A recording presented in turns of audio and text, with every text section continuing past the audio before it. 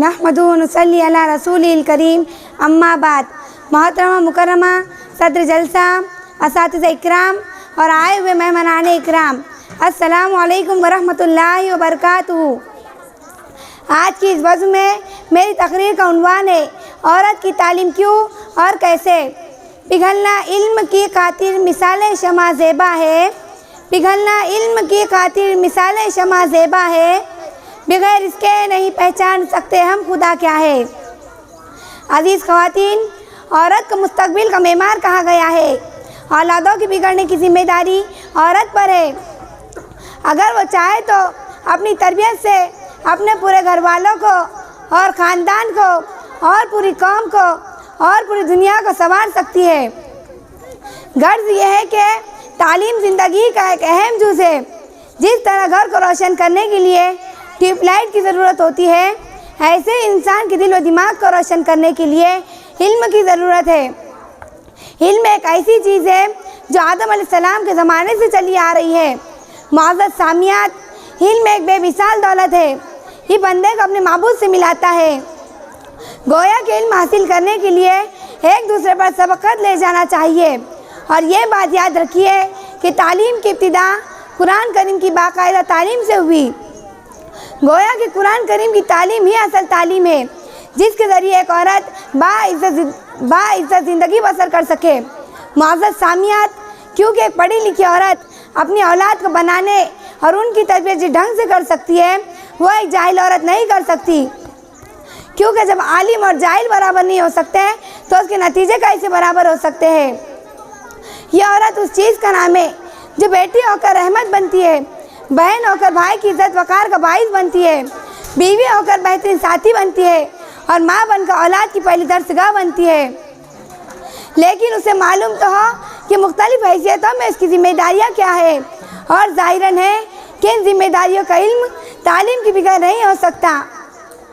मुअज़्ज़ज़ सामियात, औरतों के लिए तालीम इतनी ज़रूरी है जितना कि मर्दों के लिए, बल्कि यूँ कहा जाए कि मर्दों से भी ज़्यादा औरतों पर ज़रूरी है। किसी शायर ने क्या खूब कहा है दर्सगाह अव्वली आगोश मादरी, है दर्सगाह अव्वली आगोश मादरी, बच्चों से पहले माँओं को तालीम दीजिए। क्योंकि माँ की गोद बच्चे की पहली दर्सगाह है। अगर उसकी पहली दर्सगाह का नक्शा अच्छा ना हुआ तो बाकी दर्सगाहें उस पर असर नहीं डालती। यही बच्चे तालीम के बीमार बनेंगे, इनके ऊपर कौम की जिम्मेदारियाँ होंगी। इसीलिए एक माँ के लिए ज़रूरी है कि वो तालीम याफ्ता हो, क्योंकि बच्चा माँ के अंदर के अच्छे और बुरे अखलाक को लेता है। यही से उसके दिल पर वो सारी बातें बैठ जाती है जो आखिरी दम तक नहीं मिटती।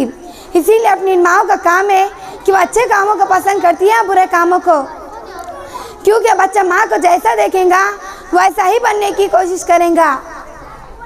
जिस तरह दुनिया में सबसे बड़ी बदबख्ती जहालत और इल्म से महरूमी है, इसी तरह दुनिया में सबसे बड़ी खुशबख्ती ज़ेवर इल्म से आरास्ता होना है। इसीलिए एक सलीके वाली औरत और तालीम याफ्ता औरत, ख़्वाह वो टीचर है या घर में काम करने वाली, अपने शोबे के किरदार को बेहतर से बेहतर बना सकती है।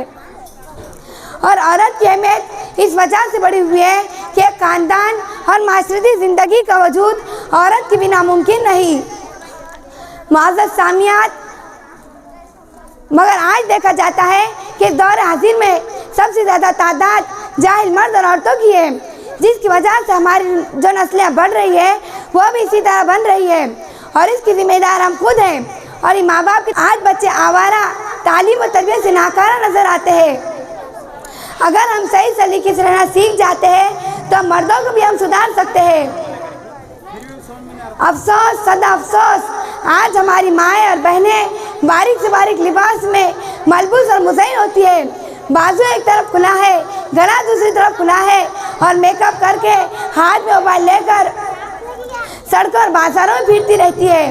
ओ मोबाइल चलाने वालियों सोचो, ओ फेसबुक चलाने वालियों सोचो, ओ व्हाट्सएप पर उल्टी सीधी खूबसूरत लड़कियों की फ़ोटो लगाने वालियों, नौजवानों को अपनी शक्ल और सूरत से भड़काने वालियों सोचो, शायद तुम्हारे बारे में आप सल्लल्लाहु अलैहि वसल्लम ने इरशाद फरमाया, तुम जैसी औरतें कभी जन्नत में दाखिल नहीं होंगी। ला यदखुलुल जन्नत वला यजीदून रिहा, जन्नत में जाना तो दूर जन्नत की खुशबू भी सूंघ नहीं पाएंगी। मेरी बहनों, अपने आप को संभालो। मेरी कौम की बहनों, अपने आप को संभालो। आज पूरा हिंदुस्तान देख लो, कितनी मुसलमान लड़कियों ने कोर्ट में एप्लीकेशन दी, वो गैर मुस्लिम लड़के के साथ निकाह करने को तैयार है और कह दिया कि मैं चाहती हूँ कि मेरी शादी इनके साथ हो, लेकिन मेरा बाप और मेरा भाई मुझको रोकना चाहते हैं। लेकिन मैं बालिग हूँ, मैं इसी गैर मुस्लिम लड़के के साथ अपनी मर्जी से निकाह करने को तैयार हूँ। ये कैसी बेपर्दगी का हाल है। ये इसी कॉलेज और यूनिवर्सिटी में लड़कियों के साथ एडमिशन लेने का नतीजा है। मेरी बहनों, अपने आप को बचाओ। मेरी कौम की बहनों, ये बहुत बड़ी साजिश है। इस सियासी हुकूमत ने, इस मौजूदा दौर की हुकूमत ने तुम्हारे खिलाफ रची जा रही है। कॉलेज और स्कूलों में मुस्लिम लड़कों को जगह नहीं दी जा रही है और कह दिया जा रहा है कि जगह फुल हो गई। लड़कियों को जगह दी जा रही है और कह दिया जा रहा है कि जगह मौजूद है। वो जानते हैं कि जब यही लड़कियां हमारे कॉलेज में आएंगी और हमारे हिंदू लड़के के साथ बैठ कर पढ़ेंगी तो जाहिरन है कि आग और पेट्रोल एक जगह रह ही नहीं सकता। इश्क और मोहब्बत की आग लगेंगी और फिर ये हिंदू लड़के हमारी मुस्लिम लड़कियों को बहू बना कर लाएंगे। इनके गैर मुस्लिम बच्चे पैदा होंगे। मेरी बहनों, इनकी साजिशों को नाकाम कर दो। मेरी कौम की बहनों, इनके मंसूबे पर पानी फेर दो। मोहम्मद सल्लल्लाहु अलैहि वसल्लम की शरीयत पर आँच न आने दो। मोहम्मद सल्लल्लाहु अलैहि वसल्लम की शरीयत को बचाओ। आज इस दौर में बचाओ। अगर इस्लाम में हाथ जोड़ना जायज़ होता तो मैं तुम्हारे सामने हाथ जोड़ लेती। मेरी कौम की बहनों, मैं दामन फैलाकर तुमसे भीख मांगती हूँ। मेरी कौम की बहनों, मेरे दामन में इतनी भीख डाल दो कि तुम अपने आप को पर्दे में रखो। अपने आप को फेसबुक और व्हाट्सएप से बचाओ और इस्लाम की खिदमत करो और हज़रत फातिमा रज़ियल्लाहु ताला अन्हा जैसा पर्दा करो। अगर इतना ना करें तो कम से कम इतना करो कि मौजूदा माशरे में ऐसा तो ना करो कि तुम्हारे बाप और तुम्हारे भाई की इज्जत तार तार ना हो जाए, इनको शर्मिंदगी महसूस ना हो। मौजूद सामियात, मैं आप लोगों से कहना चाहती हूँ, अगर माँ अपने बच्चे को तरबियत दे तो क्या मजाल ये लड़के गैर मुस्लिम लड़के के साथ ताल्लुकात बढ़ाए। हाय अफसोस, ज़रा सोचिए, बच्चा स्कूल न जाए तो मारते हैं, मस्जिद न जाए तो कोई बात नहीं। दुनिया की ताकतों से मुतासिर करवाया, लेकिन अल्लाह की ताकत और रहमत से मुतासिर ना करवाया। दुनिया भर के झूठे किस्से सुनाए, लेकिन अंबिया इकराम अलैहिस्सलाम और साहबा इकराम रज़ियल्लाहु ताला अन्हु के सच्चे वाक़े ना सुनाए। फिल्मी एक्टर्स की नकल करे तो खुश, और अगर हुजूर पाक सल्लल्लाहु अलैहि वसल्लम की सुन्नतों पर अमल करें तो मजाक उड़ाते हैं।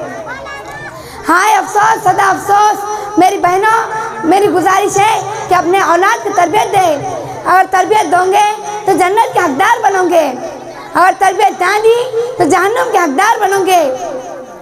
जब अल्लाह उनसे पूछेगा, हे मेरी बंदी, तूने ऐसा क्यों किया, तो यही बच्चियाँ कहेंगी, मेरे वालिदैन की गलती थी। मुअज़्ज़ज़ सामियात, औलाद की तरबियत एक ऐसा मौजू है जिसे नज़रअंदाज नहीं किया जा सकता, लेकिन आज कितनी औरतें ऐसी है जो अपनी लड़कियों को तालीम देने के हक में नहीं है कि लड़कियां पढ़ लिख कर भी क्या करेंगी, जबकि उनको पढ़ लिख कर भी चूल्हे में ही सर झोंकना है। लेकिन ए मेरी माँ और बहनों, इनको चूल्हे में सर झोंकने के लिए भी तालीम ज़रूरी है कि ससुराल में कैसे रहना है, और अच्छे बुरे कामों की तमीज़ तालीम के बगैर नहीं आ सकती। और जब यही लड़की तालीम से बाखबर रहेंगी तो उसकी नस्लों में इल्म कैसे आ सकता है और वो अपने औलाद की तरबियत कैसे करेंगी। ख़वातीन इस्लाम, ये बात असल है कि औलाद की पहली दरसगाह उसकी माँ की गोद है और हमें इस दरसगाह को उम्दा बनाना है। अगर यही दरसगाह सही नहीं रहेंगी तो हमारी नस्लें बिगड़ती चले जाएंगी। इसीलिए हमें आज से पक्का इरादा करना है कि पहले हम खुद बनेंगे और फिर अपने औलाद की तरबियत अच्छे अंदाज से करेंगे। अल्लाह हम सबको एक दीनदार माँ और अपने औलाद की अच्छी तरबियत करने वाली माँ बनाए।